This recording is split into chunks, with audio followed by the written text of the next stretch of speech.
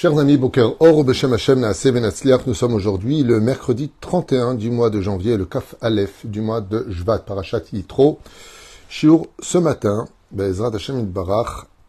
Alors, dans notre liste, que Dieu bénisse tous ceux qui achètent des shiurim chez nous, Behemet Toda Rabba Mikol Alev, acheté par Barbara Hana pour l'anniversaire de son mari Victor Chaim Yosef Elishai Bar Or. Pour sa réussite dans tous les domaines, un bon limud Torah, une parnassat tova, yeshuot venechamot, bonne santé aussi. Bezrat Hashem pour une belle histoire et longue histoire d'amour avec l'aide d'Hashem.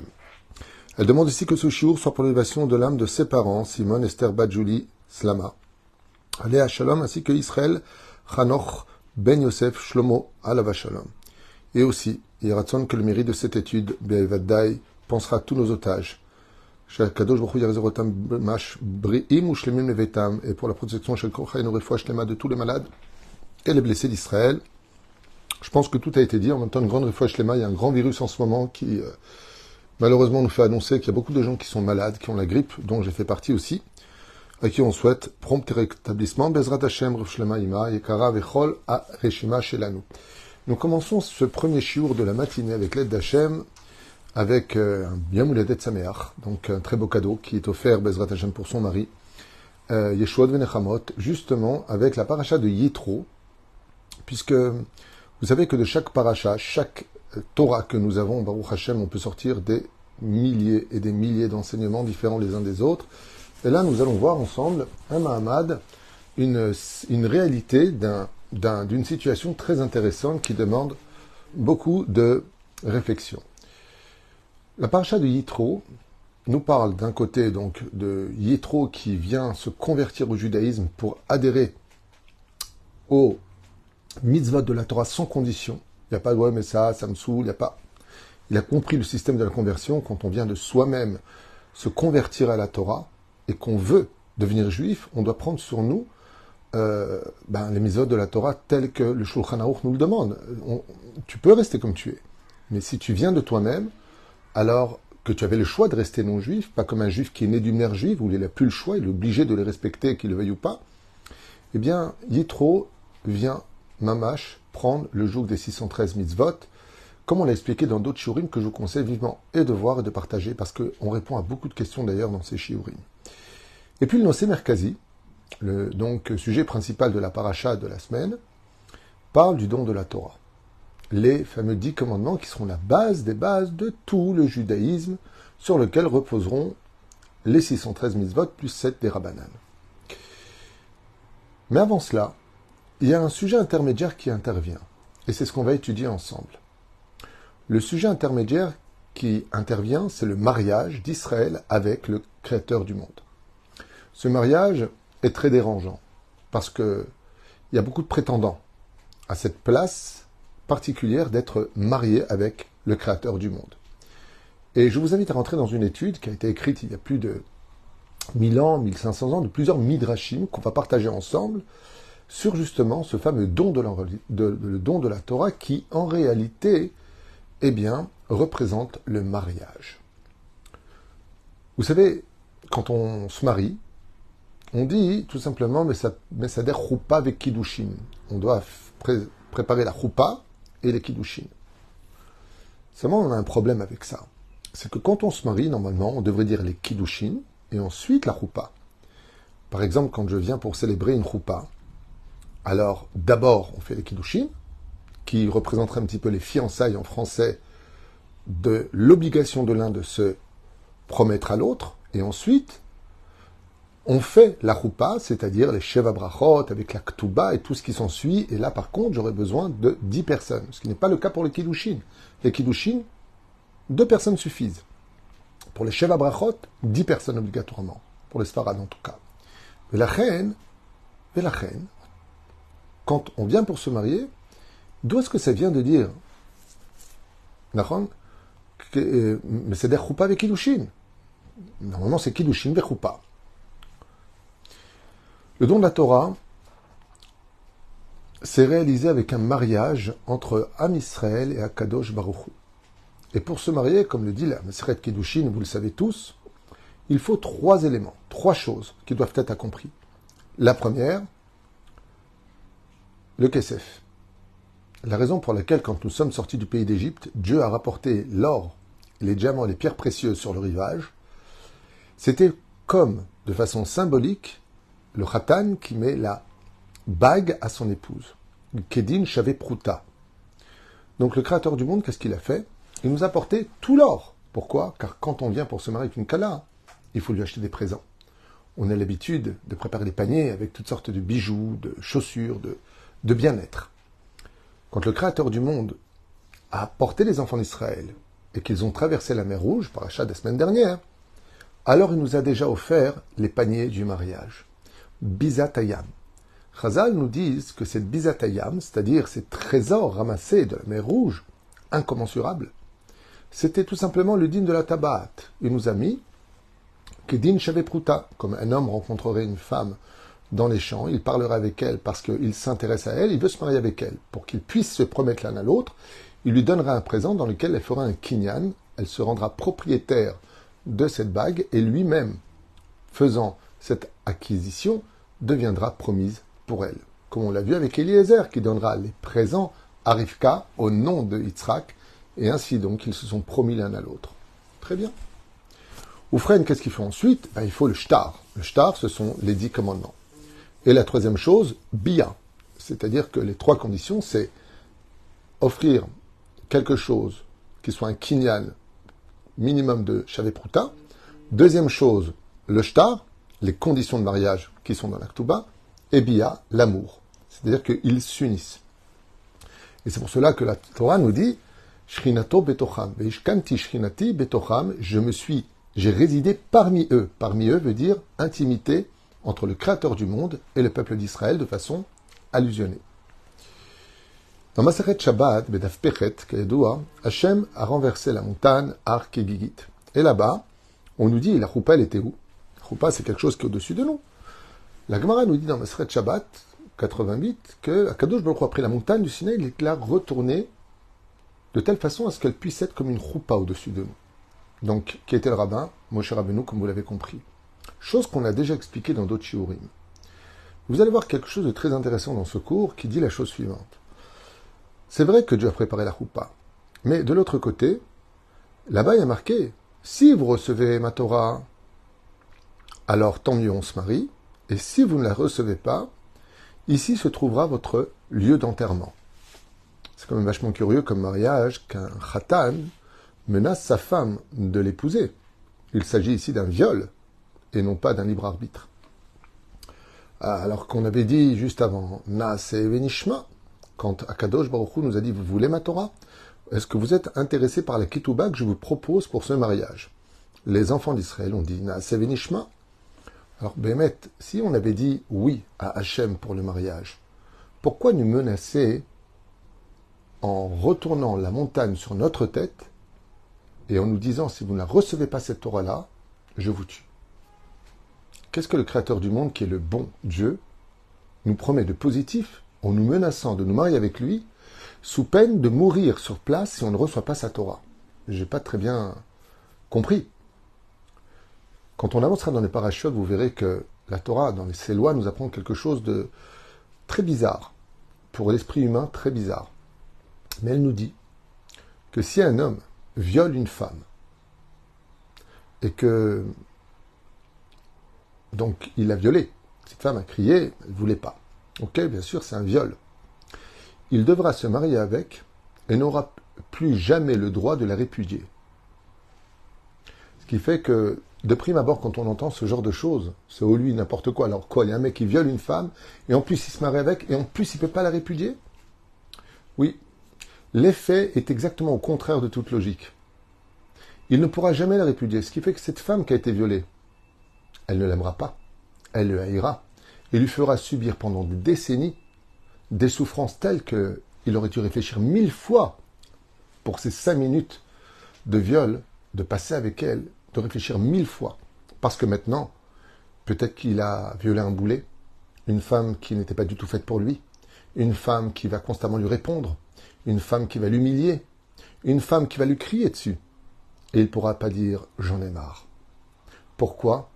Parce que la Torah, quand elle nous donne un conseil, ce conseil-là, il va dans une direction qui en réalité nous fait réfléchir avec beaucoup plus de sagesse. Et ainsi donc le Créateur du monde, oui, avant de se marier avec nous, nous a violés. Pourquoi? Tout simplement, de façon imagée bien sûr, avec la menace, comme dit la Gemara dans Shabbat, pour que même si le peuple d'Israël n'est pas fidèle, il ne ferait pas Shabbat, ne mangerait pas kasher, ne respecterait pas la Nida, il a oublié sa patrie. Peu importe ce que fera le peuple d'Israël, Dieu ne pourra pas nous répudier, puisque Dieu lui-même s'est soustreint à ses propres règles. Donc à partir du moment où Akadosh Baruch Hu a retourné cette montagne au-dessus de nous, il a fait un acte de chesed hors du commun. Et la phrase, si vous n'acceptez pas ma Torah, alors ici vous mourrez, indigne de viol. Le Sanhédrin, dans le monde d'en haut, a dit à Hachem, mais là tu leur prends leur libre arbitre, tu as posé la question aux nations du monde, et tu les as laissés choisir, ils ont dit non. Ok, mais là, eux, tu les forces. Et le Créateur du monde, il dit oui. Je vais faire quelque chose, pas très moral avec eux. Je vais leur faire obligatoirement accepter la Torah, sans leur demander leur avis. Et ainsi donc, ce sera considéré comme du viol. Ce qui fait que même si les anges accusateurs, pendant les périodes les plus sombres du peuple d'Israël, où on se sera le plus assimilé, je ne pourrai jamais répudier. Quoi que me fasse Israël, je serai marié avec eux. Je ne les quitterai jamais. Et ainsi donc, personne n'a le droit de dire « il était où Hachem ?» Dieu a toujours été là. La question c'est « t'étais où toi ?» par rapport à tes engagements d'épouse. Zot Hachem. C'est là qu'est toute la question. Bon Amshir. Nos sages nous disent que quand on a dit « Naaseh Venishma », plusieurs déotes sont données, plusieurs opinions. La première, on l'a dit au début, par pur respect, car on ne comprenait pas exactement de quoi il s'agissait. Étant donné que Dieu nous a proposé quelque chose et qu'il était le roi des rois, Chazal disent que par pur respect, pour ne pas décevoir Hachem, nous avons répondu Naaseh Venishma, mais sans prendre réellement connaissance de la responsabilité de ce que voulait dire être juif. La deuxième chose, nous dit Chazal, oui, bien sûr qu'on a dit Naaseh Venishma en toute connaissance de cause, mais on avait vu que la Torah écrite, le Sefer Torah, pas la Torah orale, pas les Mishnayot, les Gemarot, les Agadot, les Halachot, tout ce qu'il y a, ça on n'avait pas vu. Tous ces livres derrière, on n'avait pas compris cela. Kadosh Baruch Hu nous a dit, mais le mode d'emploi de la Torah écrite, c'est la Torah orale. Ce qui fait que faites attention de ne pas la réformer. Troisième chose, Hachem nous avait consentant. La troisième, c'était celle que je vous ai donnée en premier. D'accord, elle parle du viol après. Ainsi, Akadosh Baruch Hu a préparé la choupa avant même les kiddushin. Et donc, la tradition juive nous apprend que le Créateur du monde a préparé la choupa avant même les kiddushin. Pourquoi? Et nous, jusqu'à aujourd'hui, nous continuons cette tradition-là, divine de choupa avec kiddushin, même si on fait d'abord les kiddushin et après la choupa. Donc, quand on dit Bezrat Hashem, choupa Mekadesh Shamo Israël, quand on le dit dans cette bénédiction, choupa avec kiddushin. On dit d'abord choupa avec kiddushin. D'où est-ce que ça vient ce minag? Chazal, ils disent du don de la Torah où il y a eu ce premier mariage de l'histoire entre le peuple d'Israël et le Créateur du monde, qui a d'abord préparé la choupa et seulement ensuite les kiddushin. Une très belle allusion qui est faite là-dessus en disant que Béhémet, le mot choupa vient aussi du mot ça veut dire celui qui couvre l'autre. C'est pour ça que ça nous couvre. Et il y a un clin d'œil qui est fait qu'un homme va comprendre que quand il épouse sa femme elle compte sur lui. Elle compte sur lui pour la défendre, pour la protéger, pour voir le positif qui est en elle, et pas constamment relever ce qui ne va pas chez elle. Et de l'autre côté, une épouse se doit à Bezrat Hashem de toujours donner cette joie extraordinaire, comme le jour de la choupa où elle avance pour les kiddushin. Car effectivement, dans le judaïsme, avant qu'une femme se marie avec son mari, elle voit d'abord la choupa, et seulement ensuite, on fait les kiddushin. Mais il manque un point. On a parlé du rabbin qui les marie, c'est Moshe Rabbeinu. On a parlé de la tabat, c'est-à-dire de la bague, ok, c'est Bizatayam, ce que les Hébreux ont récupéré sur le rivage de la mer Rouge. On a parlé de la Ktuba, il n'y a pas de problème. Mais tout le mariage tient sur un mot, un tout petit mot. Et là, je vous invite à rentrer dans une étude très importante qui est presque le mot essentiel, pour lequel, à partir de ce moment-là, ils deviennent promis l'un à l'autre. Quel est ce mot? Quand l'homme prend la bague devant les deux témoins et qu'il dit « Aré at mekudeshet ». Jusque-là, on ne sait pas à quel mekudeshet. L'eau, à celui-ci, à celui-là. Le mot magique du mariage, c'est 2 lettres. Li, qui veut dire moi. Quand un homme prend une bague, ou une pièce de 10 shekels, peu importe, quelque chose qui est shavé prouta, et qui la met devant les 2 témoins, en possession de son épouse, qui devra lever à 30 cm pour montrer le kinyan, qu'elle accepte d'appartenir à cet homme. La phrase essentielle du mariage, c'est « Are at mekudeshet li, betabaadzo kedat Moshe Israël ». Chazal ici nous écrivent quelque chose de très très sympathique. Et ils disent comme ça, que le mot « li », comme on l'a ici, comme c'est marqué dans Megillat Amukot, « Ka'asher omer ha'ish le'isha are at mekudeshet li », à partir du moment où le mot li a été prononcé, c'est pour ça que c'est très important que tout khatan qui vient se marier apprenne cette phrase avant de se marier. Parce que c'est pas bien que le Rav lui dicte are, at, mekudeshet, li. Mais le problème c'est que le Rav il le dit lui-même. Mais le khatan il sait pas le dire. Donc c'est préférable qu'il lui dit li. C'est-à-dire qui veut dire moi. Akala ena mekudeshet. Tant qu'il n'a pas dit ce mot-là, cette femme ne lui appartient pas encore. Mais à partir du moment où il a dit Areat Mekudeshet li betabaadzo kedat Moshe Israël, cette femme est mariée avec lui, Nigmar, parce qu'elle est Mekudeshet que pour lui. Vous comprenez la gravité quand certaines femmes, malheureusement, par ignorance de la gravité de la chose, se montrent sur les réseaux sociaux et que chacun profite du regard des fois de sa nudité ou de certaines choses. Cette femme est Mekudeshet. Elle appartient qu'à un homme. Il n'y a qu'un homme sur terre qui a le droit de la voir.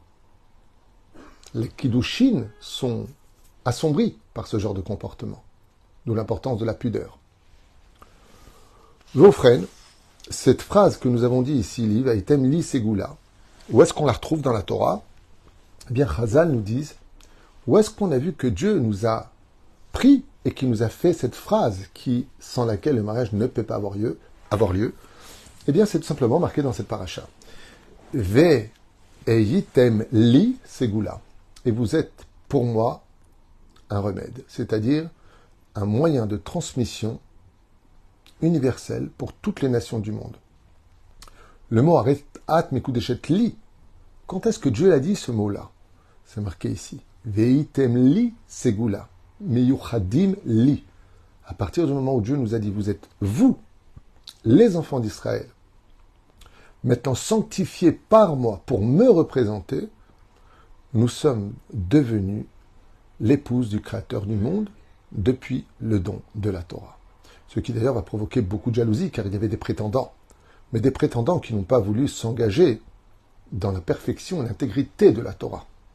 Comme le dit la Gemara dans Masechet Avodah Zarah, quand Akadosh Baruch Hu a proposé la Torah aux anges responsables des nations du monde, chacun a dit, qu'est-ce qu'il y a marqué dedans? Et dès qu'il y avait quelque chose qui leur déplaisait, ils disaient, non, mais moi je peux pas, puisque la Torah ne s'adresse pas à celui qui vient faire le supermarché. C'est comme, des fois, on entend dans les couples, certaines personnes qui se marient, et puis qu'après le mariage, se rendent compte qu'ils doivent donner des comptes, qu'ils ne doivent pas rentrer trop tard. Et ils disent, hey, je ne me suis pas marié pour être en prison. C'est sûr, le mariage n'est pas une prison. C'est une responsabilité. C'est un dialogue, c'est une confiance, c'est une histoire d'amour. Il faut dialoguer. C'est pas que tu rends des comptes. C'est que maintenant, tu es passé du singulier au pluriel. Quand tu es à l'extérieur de la maison, sache qu'il y a une partie de toi qui est à l'intérieur de cette maison. Et ces deux parties-là ont besoin d'être ensemble. Ils ont besoin de dialoguer. Ils ont besoin d'exister. Pas de cohabiter, de s'unir. V'ziperu shadavar. Mekudeshet li betabaat zo. Li veut dire moi. Et c'est pour cela que très souvent, comme il le rapporte ici, dans le Teilim 120, il y a marqué Shir Amaalot el Adonai batsarata li karati veyaneni.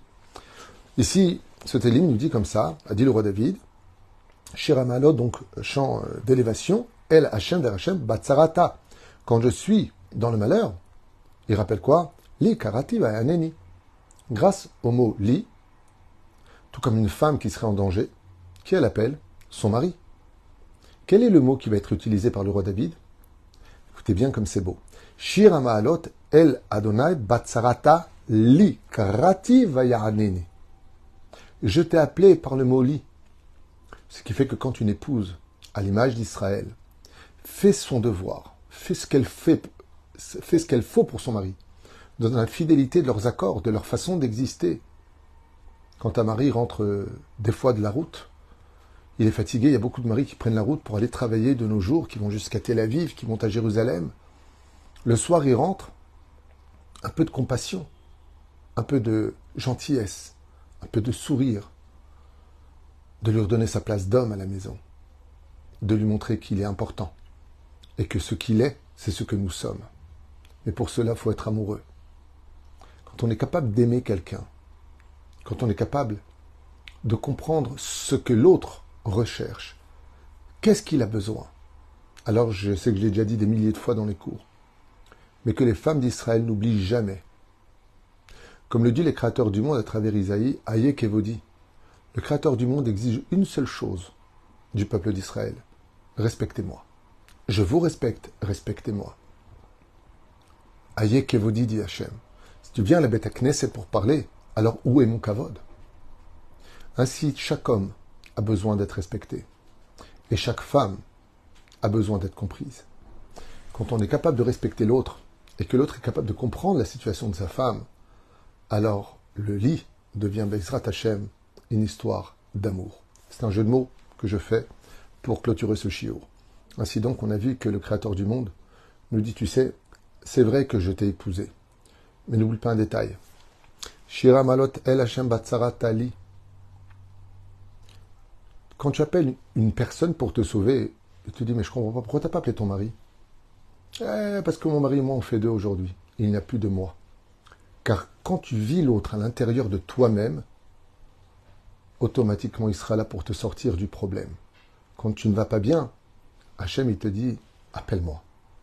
Mais à la condition, de l'autre côté, toi, tu remplisses ton devoir et ta part du contrat.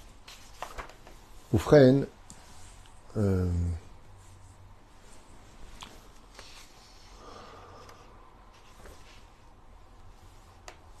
il y a un dernier passage ici qui serait intéressant à propos de la faute du veau d'or sur lequel la Torah nous dit Ve'ata ani chali. Quand Moshe Rabbeinu prend la défense des enfants d'Israël dans la paracha de Kitissa, où la faute du veau d'or a été réalisée malheureusement, donc une trahison, une tromperie qui a eu lieu. On a vu que Kadosh Baruch Hu, il ne peut plus nous divorcer. C'est un cas unique. On trompe Hachem et Hachem ne peut pas nous divorcer. Qu'est-ce que dit à ce moment-là Kadosh Baruch Hu? Ve'ata, et maintenant, Anichali, laisse-moi. Le mot Anichali, il dit Chazal, ne veut pas dire laisse-moi. Dieu n'a pas besoin qu'on le laisse, on ne peut pas l'attraper. Et là, Anichali. Et si je laissais tomber le jour où j'ai dit Are atmekudeshet li anicha, taniachoto, pose-le, laisse-le tomber. Remez bekar sheaniach vevatel kiddushin shel Israël, et que Akadosh Baruch Hu a essayé de divorcer de nous ce jour-là. Shu kidesh bemilali. Israël nidunim knufia. Pour punir le peuple d'Israël, et Akadosh Baruch Hu lui a dit Hachem, mon cher Rabbeinu lui a dit Hachem, tu ne peux pas divorcer d'Israël. N'oublie pas que tu l'as violé. Maintenant qu'il a fait la faute du veau d'or, tu es attaché par le mot li. Et Akadosh Baruch Hu, qu'est-ce qu'il dit à Moshe, qui est rabbin, qui l'a marié? Il lui dit, fais-moi un din, annule-moi le li que j'ai dit. Comme ça, je peux divorcer du peuple d'Israël qui vient de me trahir alors que je lui ai donné la Torah.